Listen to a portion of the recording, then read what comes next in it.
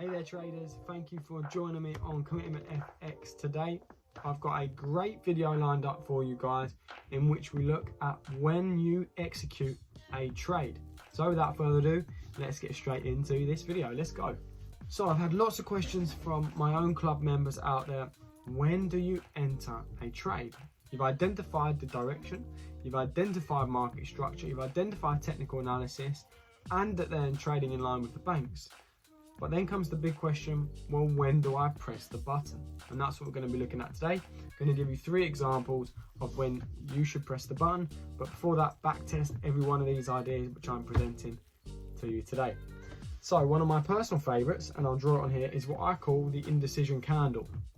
And it looks something along the lines of this. So we've got the body, followed by the wick. You may know it as a doji candle. I generally refer to them as indecision candles. And what we can see, what the candle is telling us, is the open, and there was huge buying pressure, followed by huge selling pressure, followed by another set of buying pressure, and it closed near enough exactly where it opened. You may also see them, they may not also be so symmetrical. You may see them like this, you may also see them like this, or you may even see that the body is slightly wider, which shows even more buying pressure. So indecision candles I refer to where the open and the close are very, very close together. Let's see how they work on the chart. So we're looking at Euro USD. And what I'm looking for is a key example of an indecision candle. So what you need to be doing as competent traders is, first of all, identify the trade direction. So we're looking here on the daily. What we can see is from the 31st of December 2020 to now, so over the course of a year, this has been a nice downwards trend on the Euro USD. So we're only looking to sell this pair. The next thing you'll be doing is making sure that the banks and institutions are also doing the same. How do you do that? You go over to the Commitment of Traders Club and find out exactly how you do that. So once you've identified those important fundamental things, you can now look to execute your trade. So you've understood the trade direction. You're waiting for that pullback. That might be within the Fibonacci level, or for example, let's say here, it's within the key level. You've had your support, turns to resistance, and now we're pushing back up. And what do we see? We see a very clean example of an indecision candle. And I'll draw this on here for those of you. A nice indecision candle. So what you would do in this case is you'd have a short position at the close of the candle. You've seen it be printed, you put the instant order in, stop loss, you can have it above the structure, say, again we identified this is the level around here, and then what happens? The market continues to the downside. Let's paint the picture. You're in the downtrend, this here is the pullback. The indecision candle here signifies that the buyers are stepping out of the market and it has fizzled out, as I like to call it. An indecision candle gives us a great idea and pinpoint entry for us to enter our short order because that buying pressure has finished. For example, you wouldn't put your short order at the close of this big bullish candle. Why not? Because the candle suggests that the market is still going to continue. So we waited for a nice indecision candle like this, put our order, and lo and behold, the market melts to the downside. We can see that again if we look to the left. We've got another nice clean example here of an indecision candle. Markets calls this push to the upside, this pullback. A series of indecision candles, that's absolutely fine. That's good enough for me to enter a trade. Put the short order. You could have it above the structure, bearing in mind this indecision candle isn't at the peak of our level. That's absolutely fine. So you could have the stop loss above the structure. Doesn't quite make it there, which is fantastic, and then your take profit is somewhere else down below for you to hit that immediately. Another key example, Euro USD we're looking at again is here. Another example here. There wasn't one up here unfortunately. Another example here, but you would have been stopped out. Let's have a look. See if we can find any more examples. Not so clean. What you're also looking for when you trade in the indecision candle is it at a major level. What you don't want to be doing is seeing here's an indecision candle and looking to sell this pair at this point. Why not? Because the market moves immediately to the upside. So you want to be looking at the bigger picture, zooming this out and finding, well, actually this is coming to retest the previous high, so you wouldn't be entering into the market at this particular level here because it's not ready to sell off yet. So the first thing you need to understand when looking to enter is the market ready to move in your direction? As I mentioned earlier, is it at a key level? Is it at a Fibonacci level? Has it created a double top, a double bottom? Is it a head and shoulders pattern? Those are the things you need to have the confluences.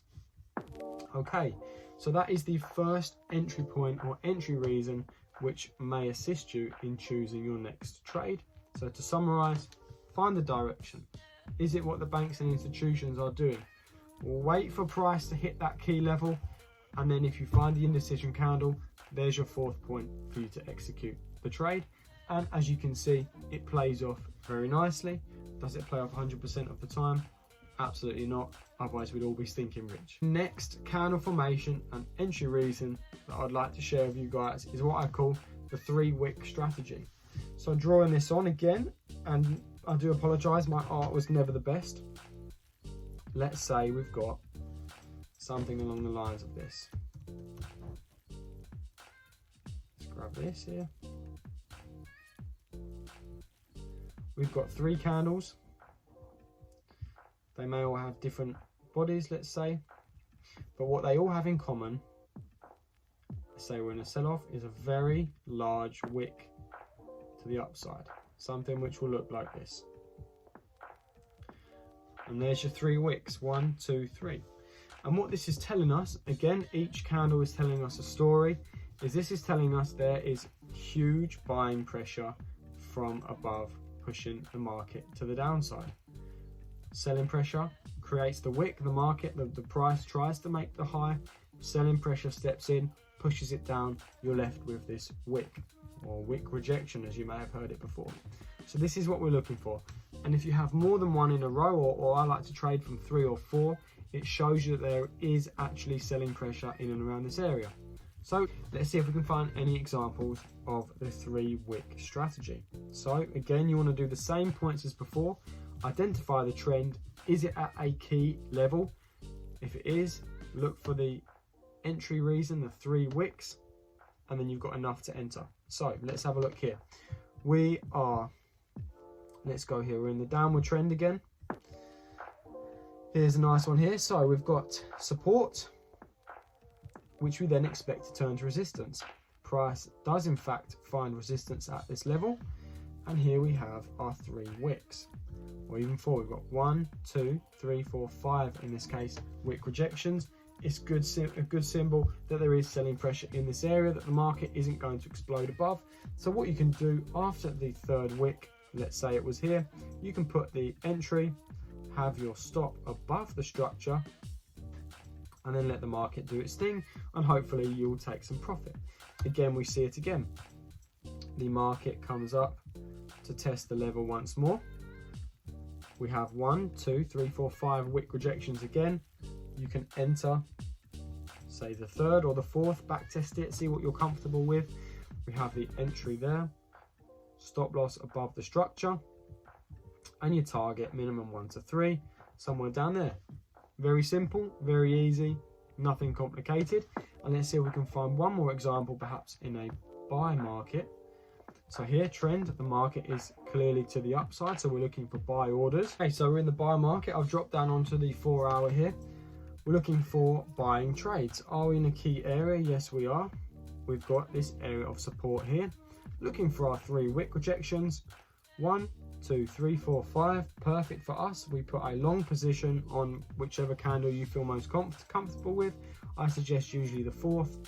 We have a stop loss below the structure, depending on how comfortable you are with that as well, and your target somewhere else, and lo and behold, you do get tapped in. So this is another great example of when you can look to execute your order when you see a 3 or 4 wick rejection candle grouping, is what we'll call it. To summarize, trend is the friend. You don't want to be doing this counter trend trading. It doesn't have the same effect. So identify the trend. The next point, what are the banks doing? Join us below if you want more information on this.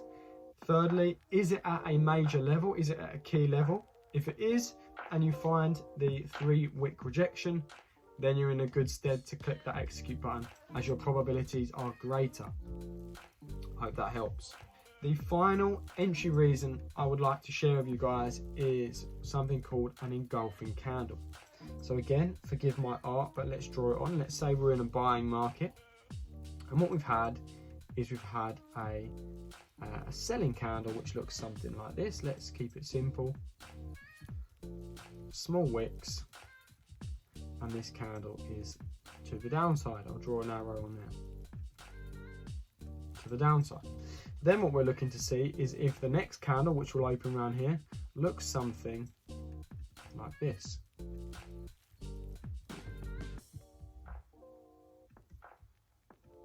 And this is what we call an engulfing candle. It has engulfed the candle on the left, or whichever way you're trading. It has engulfed the previous candle.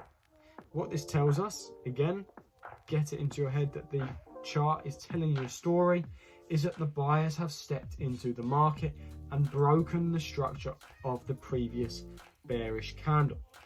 The bigger the candle, and especially if you're trading this, let's say on the 1 hour, and it's such a large candle, it shows the amount of buyers that have stepped into the market to create this big candle. You may see this on the 1 minute, the 5 minute chart. Does it have the same effect? Perhaps not. It's good to see this on the 4 hour, the 1 hour, because it actually shows you that over that period of time there's been a huge number of buyers stepping in.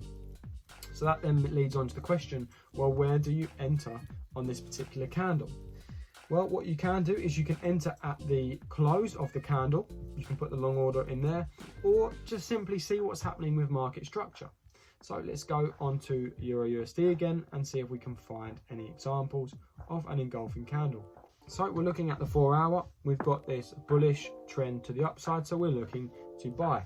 Let's see if we can see any major levels. So let's see. Let's draw a level on here. Has the market come to retest? Absolutely, it's come to retest. Have we got an engulfing candle?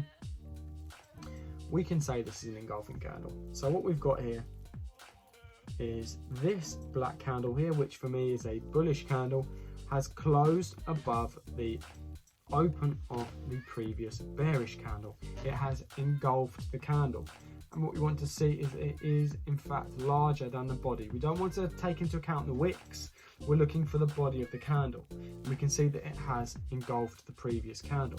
So what we'd look to do is we'd look to put a buy order perhaps on the close of the next candle, target wherever, and our stop loss will want to be minimum below the previous candle which has been engulfed. So what you don't want to see, and it can happen with this particular entry reason, is then the market to push down and you're sitting in drawdown for a little bit before it explodes to the upside. It can happen, so do be cautious of this. But in fact, if there is a big engulfing candle, what it shows you is the bulls have stepped into the market, so it's likely that then you're going to see an explosion to the upside, which we see here, followed by 6 or so larger bullish candles. Let's see if we can find another engulfing candle on Euro USD. So let's have a look. Okay, here's a great example. So first thing, what's the trend? We are trading in an upwards trend. We've made a series of higher highs and lower highs. So we're in an upwards trend. Price is now touching a major level. It's coming for that retest of the support level. And have we got an entry reason? Yes, we have. There is our engulfing candle. I'll circle that for those of you. There is our engulfing candle. It has engulfed the body of the previous candle on the left. Where do we look to enter? You can enter at the close of the candle. Alternatively, you can have a pending order just above. That way, what's happening here is the next few hours, and here we're on the 4 hour, the next few hours aren't triggering you in. What does trigger you in is the further explosion in your direction. So that's a nice safer way just to make sure that the engulfing candle wasn't a fake engulfing candle or a fake out position. that the market does in fact move to your direction. Stop loss below the body of the candle being engulfed. And there we see the market continues to the upside. Let's see if we can find one more. Again, here looking left at our previous support, had support here at the major level, massive bullish engulfing candle, and it continues to the upside. You might want to put your long order perhaps just above, so the next candle, which was a bearish candle, doesn't tap you in, but then the next bullish candle triggers you in and you're on your way to making some money. I'll see if I can find one for you in the bearish market. Let's have a look. So just so you can get an understanding, so here's a nice example. Are we at a major level? Absolutely, we're at a major level. We're retesting the previous high. What we have is a very small bullish candle followed by, let's get this up there, followed by our engulfing candle. Where do you want to put our short order? Our short order we want either at the close for an aggressive, or you can have it just a few pips below. That way the next candle triggers you in, stop loss just above the previously engulfed candle. That way you get a nice entry and continue it to the downside. Do we see any further ideas? Absolutely, there's another one here on the short, and let's see if we can find one more for you. In this downwards, here we go. There is another example of an engulfing candle. So traders, to summarize, you might be finding it difficult when to click the execute button, and what I'm showing you here is 3 examples of when you can confidently click that execute button. You want to be in the correct trend, you want to know what the banks are doing before you even think about executing, and thirdly, is it at a major level? What you will see is some engulfing candles along the way. Let's say, for example, here's a very nice example of a bullish engulfing candle, but we're in a downtrend, so there'll be no point taking this unless you are looking to counter trend trade, which I suggest you do not. So you need to make sure you've got those basic principles set in stone before you look to execute. When you are ready to execute and you're confident that it's at the right point in terms of it's at a key level, these are the things you want to be looking for before you click that button. Traders, thank you so much for watching. I really appreciate your time. I hope you've learned something new. If not, meet me in the comments. I'm happy to help you guys with any questions you have, and I'll see you on the next video.